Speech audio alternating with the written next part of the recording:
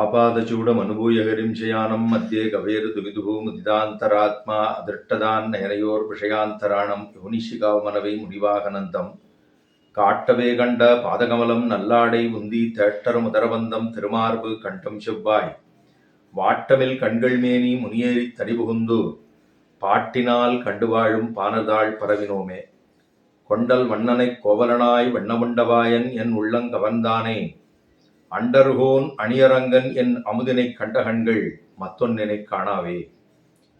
திருப்பானாழ்வார் அருளி செய்திருக்கிறதான அமலனாய்விரான் அதுல கடைசி பாசுரம் சாத்து பாசுரம். இதுவரைக்கும் லோகசாரங்க முனிவருடைய திருத்தோள்களிலே ஏறி அமர்ந்து கொண்டு அப்படி வழிநடுக அந்த திருவரங்கம் கோவிலினுடைய உள்ளுக்குள்ளே வந்து சேர்ந்து கடைசியாக மூலஸ்தானத்தை அடைகிறார். இதுவரைக்கும் அவர் சேவித்தது ஞானக்கண்களாலே சேவித்தார். பெருமானுடைய திருப்படி தொடக்கமாக திருமுடி ஈராக அவயவம் அவயவமாக கீழே பார்த்தோம். பெருமானுடைய லாவண்யம் என்ன, அவனுடைய சௌந்தர்யம் என்ன. முதல்ல அவயவ சோபை அப்படின்னு அவயவம் அவயவமாக அவரை அனுபவித்தார் ஞானக்கண்களாலே. இப்போ பெருமானம் முழுக்க சேவிச்சுட்டார். நீலமேனி ஐயோ என்று சேவித்து முடித்தார். சௌந்தர்யம் சமுதாய சோபையா. இப்ப கடைசியா முன்னாடி கொண்டு வந்து நிறுத்தின உடனே அப்படியே சேவிக்கிறார். இவர் மற்ற ஆழ்வார்களை போல இத்தனை பாசுரம் சொல்லியிருக்கேன், இந்த பலம் உண்டு என்று ஒரு பலத்தையும் கொடுக்கவில்லை. அவரை கண்டு சேவித்ததே அந்த கண்களுக்கு பயன் அப்படிங்கிறது. ஏன்னா மற்றொன்றினை காணாவே அப்படின்னு சொல்லியிருக்காரோ இல்லையோ, அதுக்கு அர்த்தம் என்ன தெரியுமா? பரமபதநாதனையும் காணா அப்படின்னு முடிச்சுட்டா வியாக்கியானதுல. பரமபதநாதனை கூட சேவிக்காத கண்கள் அப்படின்னா என் அமுதுன்னு இங்க இருக்காரே, பரம ஓக்கியமாக எழுந்துள்ள இருக்கக்கூடிய என் அமுது இருக்காரே, இந்த அமுதை கண்ட கண்கள்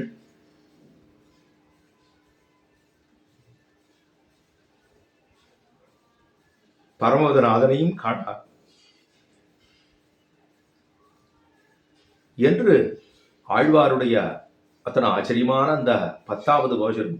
கொண்டல் வண்ணன் அவர் எப்படி இருக்காரா? ஏன்னா அப்படியே நீருண்ட மேகத்தை போலே பெருமான எழுந்துருளி உள்ளார்.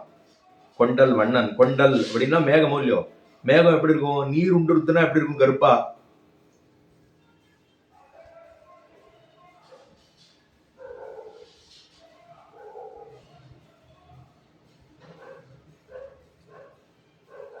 அதப்போலே எம்பெருமான்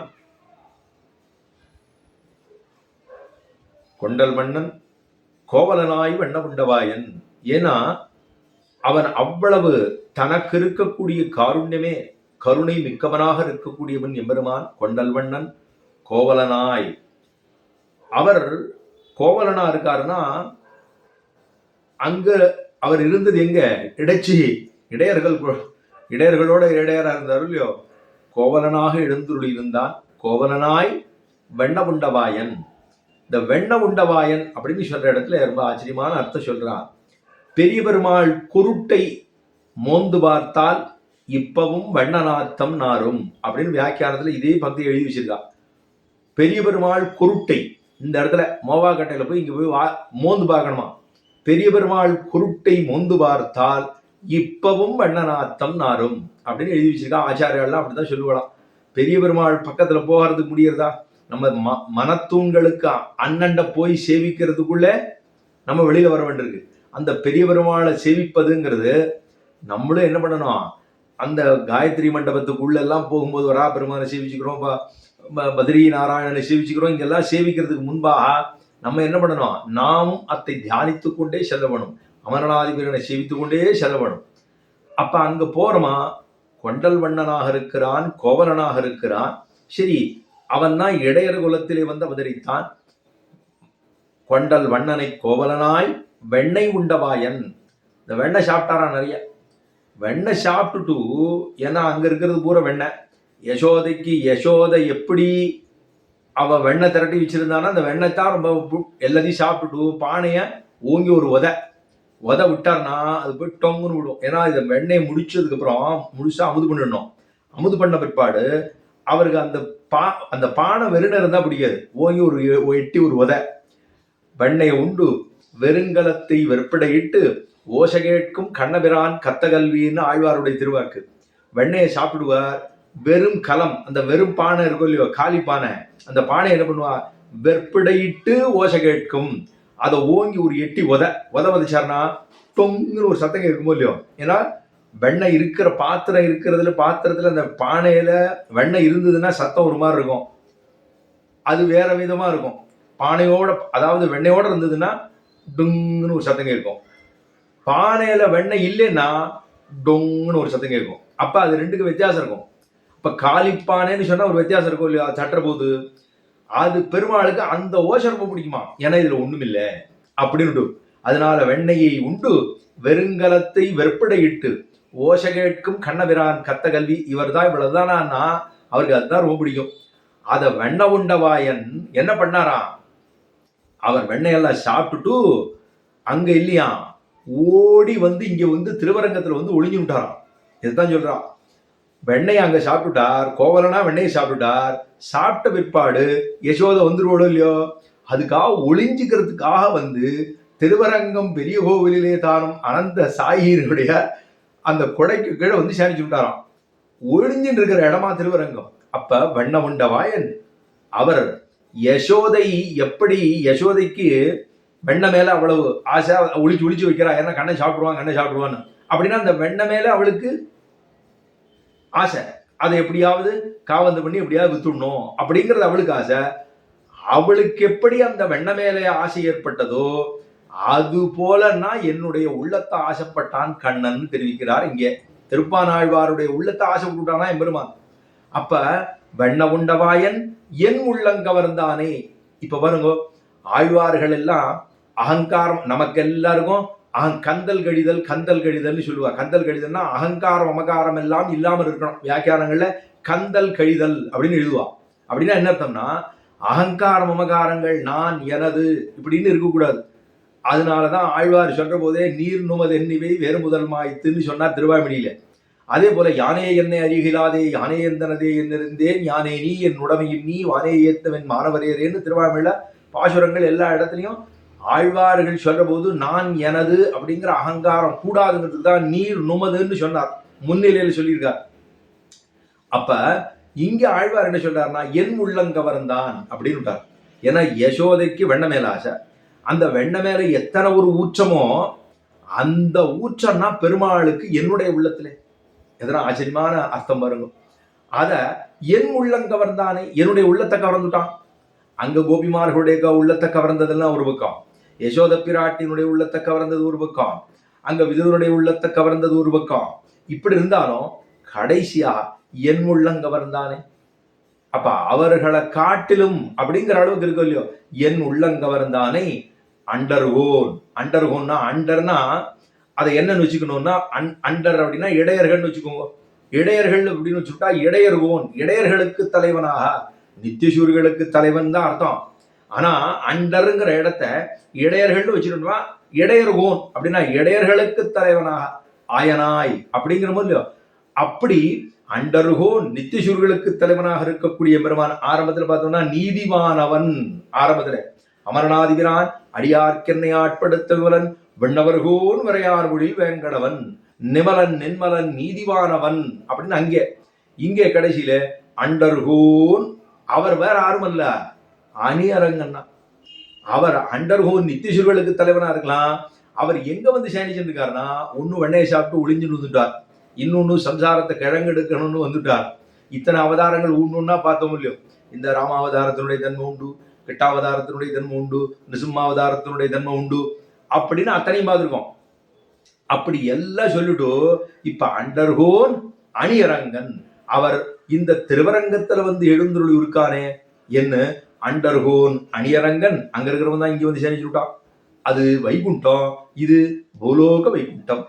அங்க இங்க பார்த்தோம்னா இது எல்லாமே ஒரு ஒத்திகை. எங்க ஸ்ரீவைகுண்டத்துக்கு போவதற்கு முன்பாக இருக்கக்கூடிய ஒரு ஒத்திகை தான் திருவரங்கத்திலே. அண்டர்கோன் அணியரங்கன் என் அமுது, என்னுடைய அமுதுன்னா. அமுதுன்னா தேவர்களுக்கு கொடுத்தது அமுது. இந்த அமுது எப்படி இருக்கும், திகட்டாத அமுது.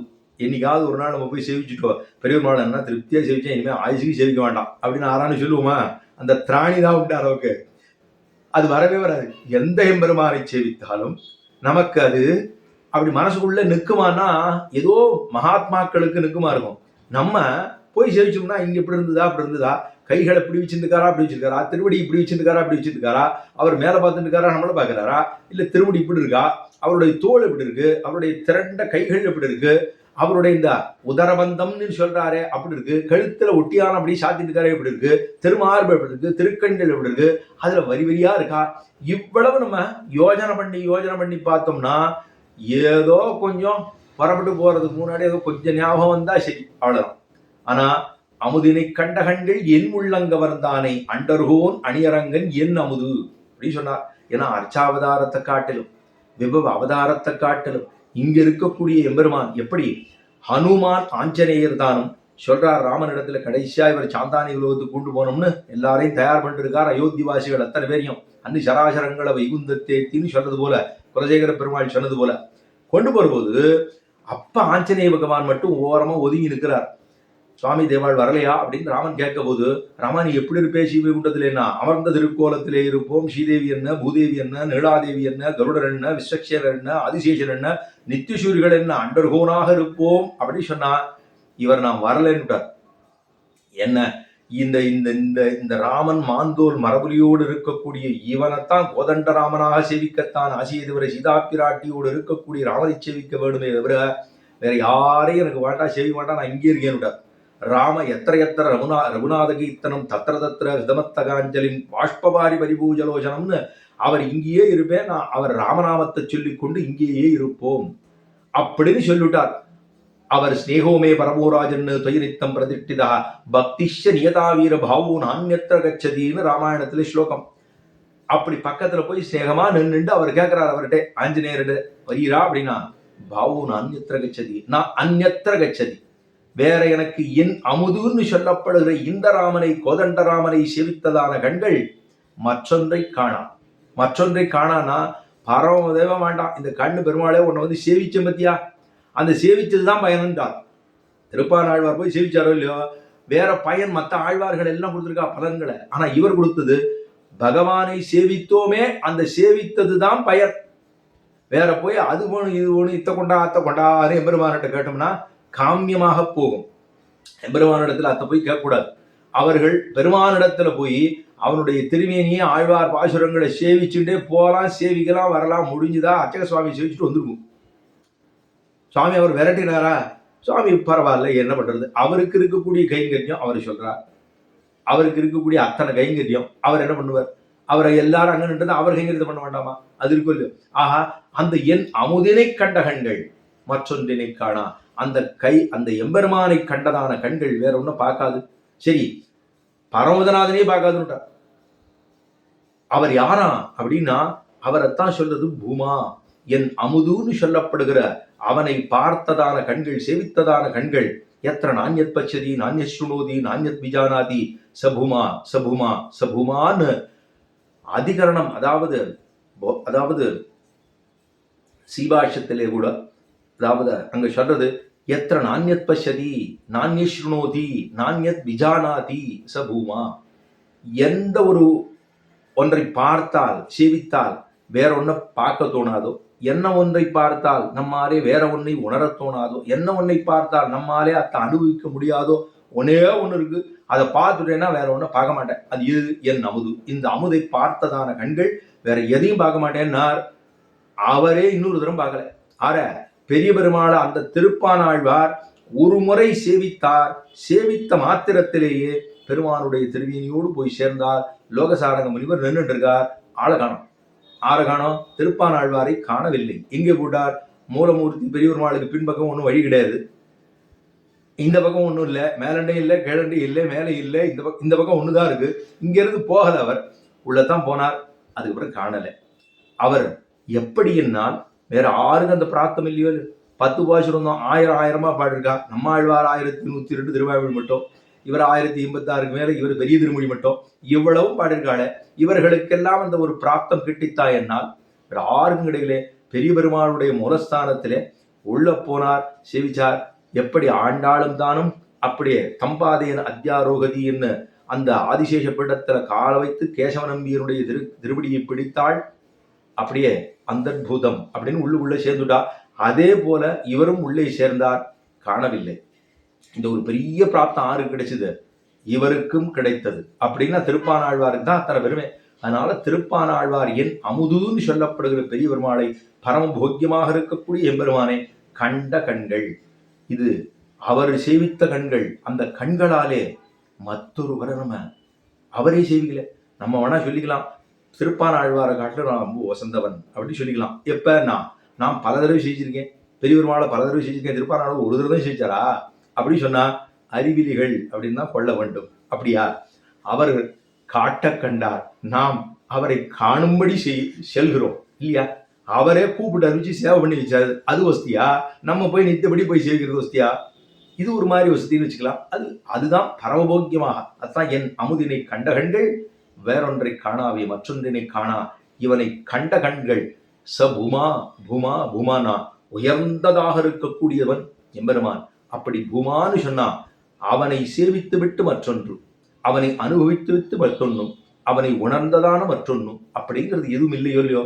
அதைத்தான் ஒத்தார் மிக்கார், இவனுக்கு ஒத்தவனும் இல்லை மிக்கவனும் இல்லை அப்படின்னு சொல்லப்படுகிற எம்பெருமான் பூமான்னு சொல்லுகிறோம். அப்பேற்பட்ட என் அமுதினை கண்ட கண்கள் மற்றொன்றினை காணா என்ன பலமே சொல்லலை, சேவிச்சதுதான் பலன் அப்படி சொல்லி முடிச்சுட்டார்னா எவ்வளவு உயர்ந்தவர். நாமும் எம்பெருமான போய் சேவிக்கிற பொழுது பலனை எதிர்பார்த்து சேவிக்க முடியுமா? முடியாது. திருப்பானாழ்வார் வழிவந்ததான நாமும் அந்த திருப்பானாழ்வாரையே பின்பற்றுவோம். 10 பாசுரம் பரமபோக்கியமா எம்பெருமான போய் சேர்ந்துட்டார் அப்படிங்கிற பிராப்தத்தை பெற்ற திருப்பானாழ்வாருடைய திருவடிகளுக்கு பல்லாண்டு வழிகொண்டு 10 பாசுரங்களை அப்படியே ஏதோ ஆரம்பிக்கணும் அப்படின்னு ஆரம்பித்தோம். அது 10 பாசுரங்களுக்கும் அப்படி ரொம்ப, அதாவது சுருக்கமான காலத்துல எப்படி அதை சொல்லலாம் அப்படின்னு சொல்லி ஆரம்பித்தோம். ஸ்ரோதாக்கள் அத்தனை பேருடைய திருவடிகளுக்கும் பல்லாண்டு பல்லாண்டு பல்லாண்டுன்னு பாடிக்கொண்டு, திருப்பானாழ்வாருடைய திருவடிகளுக்கு பல்லாண்டு, பூர்வாச்சாரியர்கள் அத்தனை பேருடைய திருவடிகளுக்கும் பல்லாண்டு பாடிக்கொண்டு, பெரியவாச்சான்பிள்ளையினுடைய திருவடிகளுக்கு பல்லாண்டு பாடி, பெரியவர்வாள் திருவடிக்கு பல்லாண்டு பாடி, பெரியவிராட்டியா திருவடிகளுக்கு பல்லாண்டு பாடி அமைகிறேன். ஸ்ரீமதே ரமஜாமா திருமுனீந்திராய மகாத்மனே ஸ்ரீ ரங்கவாசினி பூயாது நித்யஸ்ரீ நித்தியமங்கலம். ஆழ்வார் பெருமானார் ஜெய திருவடிகளே சரணம்.